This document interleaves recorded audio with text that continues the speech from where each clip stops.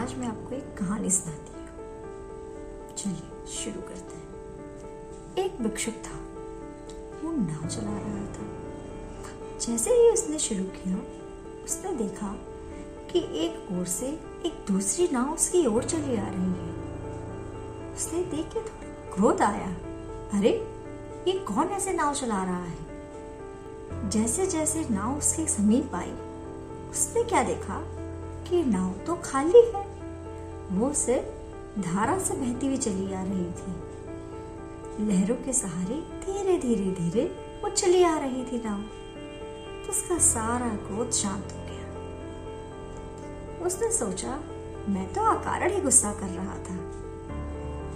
जब वो नदी के किनारे पहुंचा तो उसने ये अनुभव बुद्ध जी को बताया। उसने कहा, मैं जा रहा था नाव चला के और सामने से एक और नाव चली आई।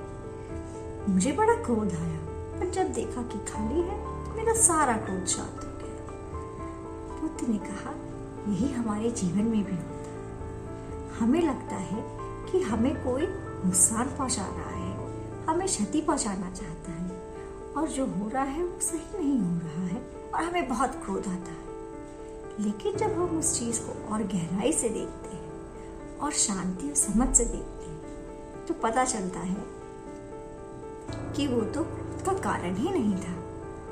उसके लिए तो हमें क्रोध आना ही नहीं था। हमें इसीलिए अपने जीवन में शांति बना के रखनी चाहिए। भिक्षुक ने समझ लिया कि जो क्रोध हमें आता है वो अकारण ही होता है।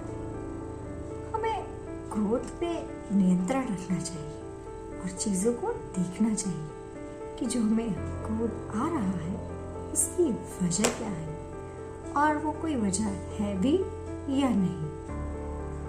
धन्यवाद।